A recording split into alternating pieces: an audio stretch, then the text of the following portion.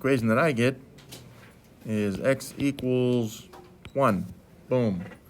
Yeah, it's not really slope-intercept form because this line will never cross the y-axis. So it doesn't have a y-intercept, okay? So take a minute and copy down our objective. I can graph linear equations here.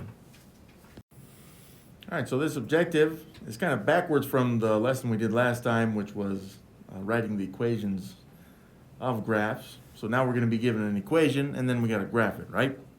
So that means if we can just figure out slope-intercept form of these, then we'll use the slope and the y-intercept to figure out the graph.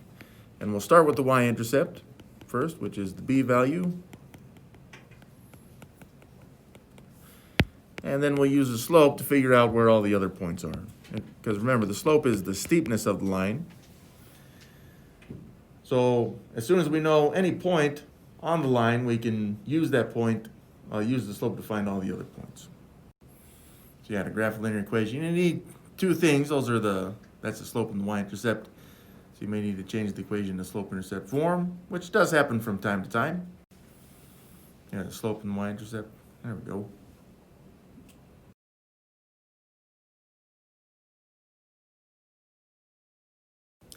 And notice on this one, it says any point will do. As long as you know any point from the equation, then you can use that point. You can use the slope from that point to find all the other points. So it doesn't have to be the y-intercept. Just any ordered pair will do. So determine the slope and y-intercept. So if we see equations like this, right, this is not in slope-intercept form to start with. So we may have to change it into slope-intercept form. I mean, we're not going to graph this one, but we will later. Some of these other ones. So we will need to change this into slope-intercept form, okay? So what that means, once again, is slope-intercept form should look something like this. Y equals mx, where m is the slope. Y equals mx plus b. And b is the y-intercept. All right? So that's what we're going to do on this, is we're going to pretty much solve this just like we would those literal equations from, I think it was our second unit. We're going to solve this equation for y. So we don't want anything added or subtracted to the y's, and I don't want anything multiplied or divided by the y. I just want it to be a phantom 1, okay? So I'm going to get rid of that 4x first, and by get rid of, I mean I'm going to zero it out. So that means I'd have to take 4x and subtract 4x. But remember, principles of equality say you can't just do that randomly, but if you do it to one side, you must do it to the other side as well, right? So I'd have to subtract 4x on the other side of the equal sign. Okay, now it maintains equality. 4x minus 4x is 0, just like we wanted it to be. And the reason why we want it to be a 0 is because now it's a phantom 0, right? We don't have to actually look at that 0. So now I've got negative 3y equals, and I've got two terms. I got a negative 12 and a negative 4x. The negative 12 doesn't have an x, so I can't actually combine it with an x term. So I'm going to keep them separated. One of the terms is negative 4x. And the other term is negative 12. So it reads negative 4x minus 12, and that's okay. But now I've got the negative 3 coefficient of y, which is being multiplied by y. So I got to get rid of that by dividing it by negative 3. But remember, if I do it to one term, I'll have to do it to all the terms with division like this. So divide by negative 3 for all three terms, okay? And what does that do? It makes that a phantom 1 coefficient of y. So it just becomes y now, which equals negative 4 divided by negative 3 would be 4/3 times x. And then we got negative 12 divided by negative 3, which would be positive 4. All right, so now it is in slope-intercept form. The red fraction there, excuse me, is the slope, which is 4/3. Now, if I were to graph that, that means I'd go up 4 to the right 3 from the point, which is the y-intercept. And just be careful. We don't really want you guys to write this as 4. Like if you're doing it by hand, it's preferable that you write it as an ordered pair like this, 0, 4. Okay, so again, if I were to graph this, I'd say I'm gonna put this point on the graph, 0, 4, and then I'm gonna use the slope to find all the other points. I'd go up 4 to the right 3 from this ordered pair, 0, 4. Oh, this one's nice. We can see this one is already in slope-intercept form, right? Y equals mx plus b. So m, see it's the coefficient of x, so that would be the slope, which in this case is negative 8/3. Now a negative numerator, the numerator is the rise, remember it's rise over run. So the negative 8 means that we would go down 8 to the right 3 from the point, the ordered pair, 0 and negative 9/4. So no, I would not recommend actually graphing 0 and negative 9/4. Because graphing fractions on these can be not so exact, which is what we do want, okay? But we could tell pretty quickly what the y-intercept is and the slope is from an equation like this one, right? Now notice it became a negative 9/4 because it was minus 9/4, okay? So each term will always take the operation to its left, addition or subtraction as its sign. So graph the line that has a slope of 2/3 and a y-intercept of 0, negative 3. Now before we do that, let me just show you the equation because they gave us the slope and the y-intercept, right? Remember the slope is the coefficient of x and the y-intercept is whatever we add or subtract to the x's. So we know the slope is 2/3 and the y-intercept was 0, negative 3. So I got y equals 2/3 x minus 3 right here, okay? Now that means that we're going to use the y-intercept first and put it on the graph. So 0, negative 3, which would be right about here. Okay. And we got the two axes, right? Y and x axis. So the x value is 0 and the y value is negative 3. But then with the slope of 2/3, the 2 is positive, so that's the rise. I'm going to go up 2. And the 3 is positive, so that's the run, so I'm going to go to the right 3. From that ordered pair, 0, negative 3. So I go up 2, 1, 2, to the right 3, boom, that's my next point. And I can continue this pattern, up 2 to the right 3 to find the next point, up 2 to the right 3 to find the next point. In fact, I can go backwards on this thing by going left 3, down 2 to find the next point. So it creates kind of a stair-step pattern right there, right? And I've got all these points on the graph, which now I can draw the graph. Let's see if I can, yeah, that's decent.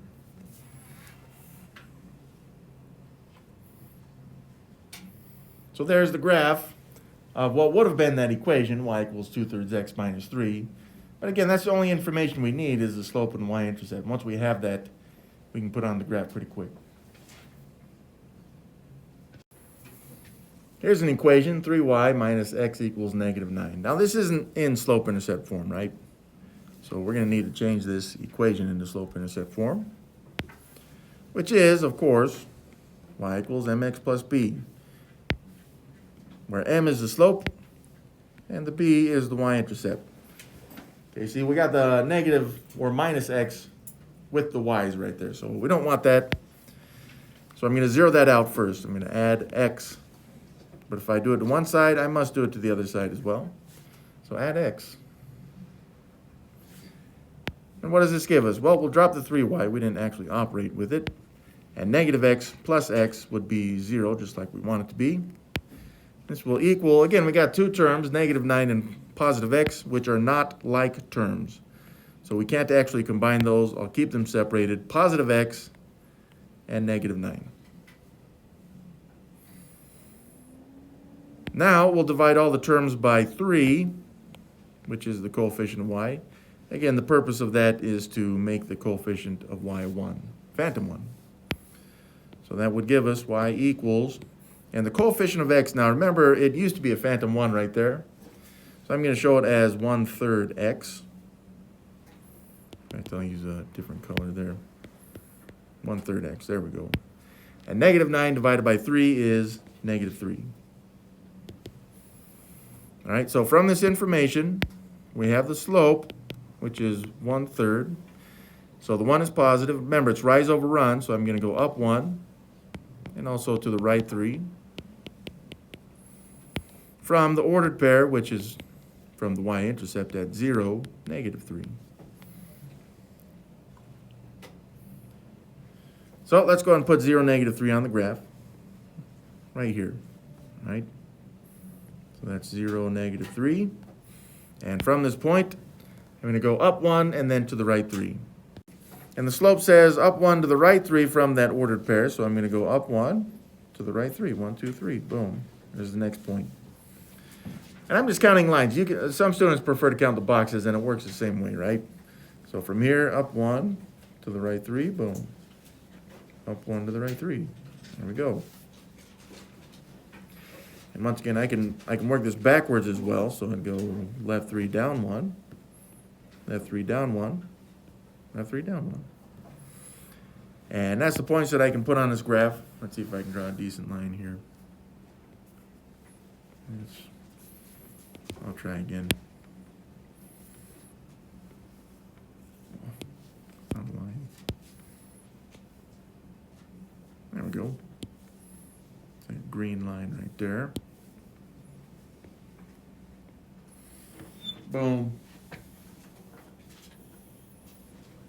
All right, and that is the graph for the equation, which means that every point that's on this green line would make that original equation a true statement, okay? Such as, like, well, I got that ordered pair 6, -1. So if we went back to the original equation, 3y minus x equals -9, I'd have 6, -1, which you could see, -3 minus 6 is -9. So see how that makes it a true statement? Every point, every ordered pair on this green line makes this equation a true statement. And one of those, of course, is the y-intercept, 0, -3.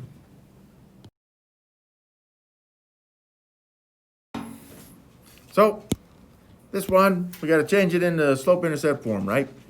Because it's not in slope-intercept form. So, in fact, this is called standard form, just not that anyone's wondering, but the 3x, I'm going to have to zero that out, so I'd have to subtract 3x from both sides.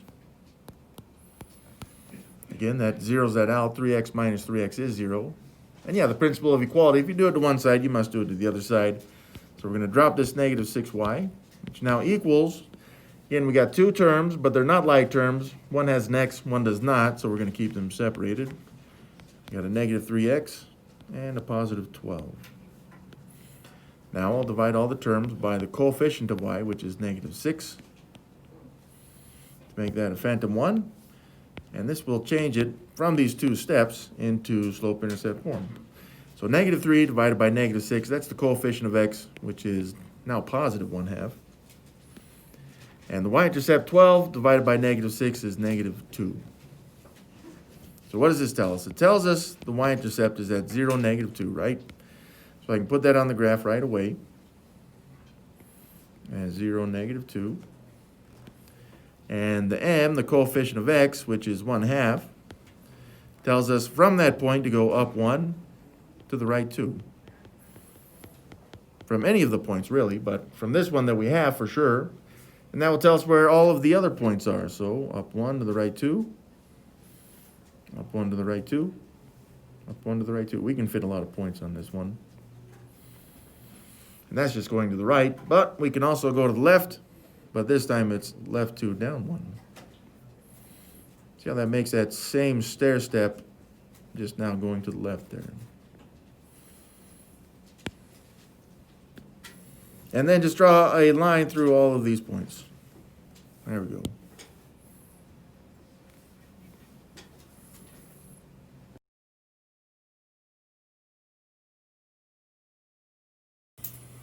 All right. Now just remember, nothing really changes if it's in this form.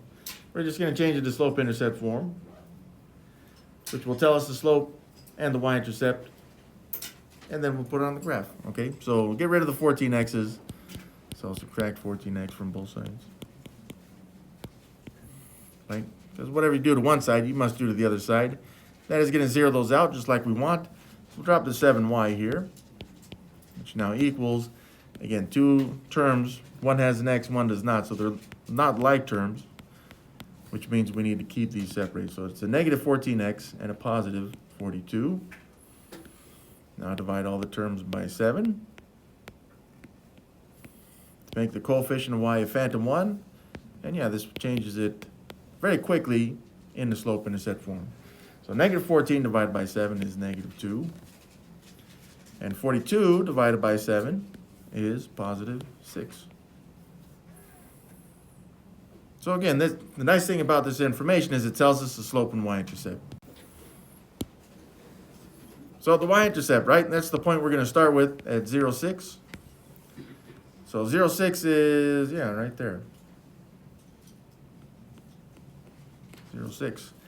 And we also know the slope, which is negative 2. Now, we usually want to see this as a fraction because it should be rise over run. And, well, we just make it over 1 right there, okay? Now, the negative means it's going to go down. That's the rise, is down 2. And then the run in the denominator means we'll go to the right 1. Okay, from that purple point, 0, 6. So down 2 to the right 1. Down 2 to the right 1. Down 2 to the right 1. And yeah, we're just copying this as we go. Down 2 to the right 1.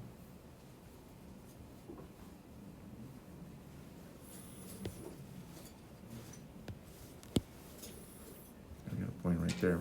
And yeah, I can copy it backwards. So left 1 up 2, left 1 up 2. Like this. So now we'll put the line on there. That's pretty good.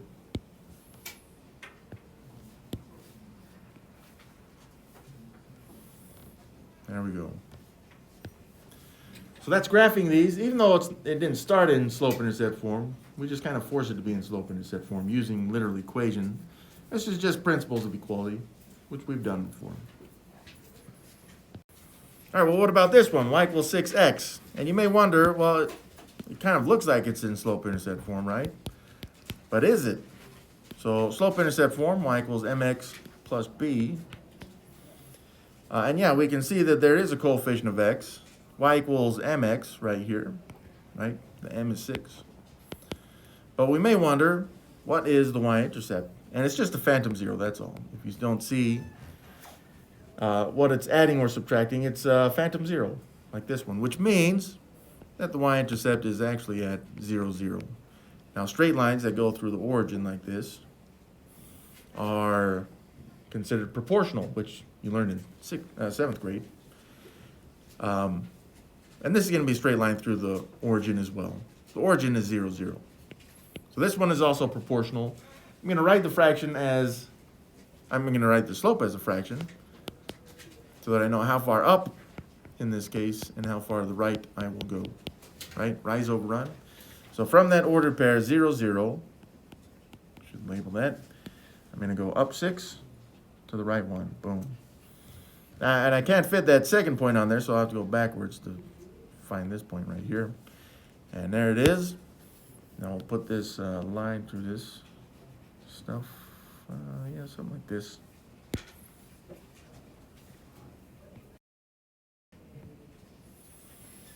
There we go. So this one's kind of a unique scenario just because the y-intercept is 0, 0, but hopefully it's not too complicated. And what about this one? Well, it is in slope-intercept form, right? We got y equals mx plus b. And yeah, we'll graph the b value first, the y-intercept, which is at 0.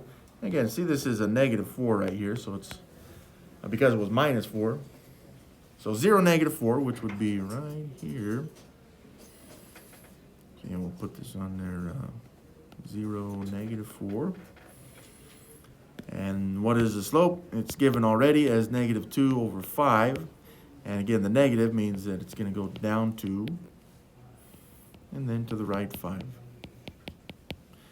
From this ordered pair, 0, negative 4. So down 2 to the right 5, boom. Down 2 to the right 5, boom.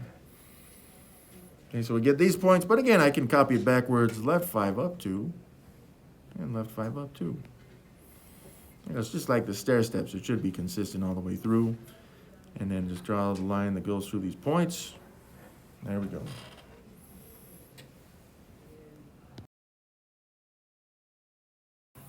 So y equals negative 6. And we may be wondering, is this in slope-intercept form? It is. It's just y equals, right now we got negative 6, right? So what happened to the x's?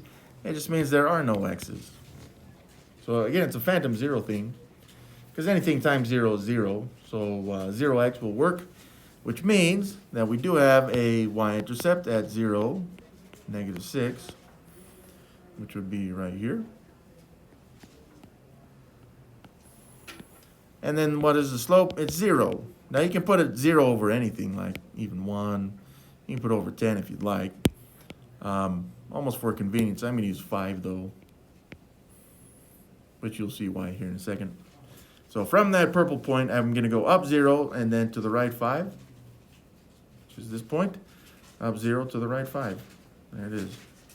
And yeah, this one's not hard to copy to the left either because it's just a flat line, right? And that's what it means to have a 0 slope, is that it's just a flat line. So we get something like this. Bam. Now, you didn't necessarily need to change this in a slope-intercept form. If you knew y equals -6, you should know that it goes through the y number line, which is the y-axis, at -6 right here. And it's just a flat line. Okay, if you ever get y equals just a number, it's just a flat line like this. So what does that mean if we get x equals, like this one? Well, it means that on the x number line, this line is going to go through -9, right? So on the x number line, which is the x-axis, -9 would be right here in green. Now, if y equals just a number is a flat line, then x equals just a number is a vertical line. Like this one, okay? Now again, last time we saw that if you start with a graph like this, it's just x equals this number. So going backwards, if they give us x equals a number, it's just a straight vertical line going through whatever this value is that x equals, okay? Those are two unique scenarios, y equals a number and x equals a number, like these last two examples. You're going to want to know those. Usually there's always at least one of them on the test for these types of units, okay? Because there's our objective. I can graph linear equations. Hope you guys feel pretty good about that stuff, because it's going to be on the assignment.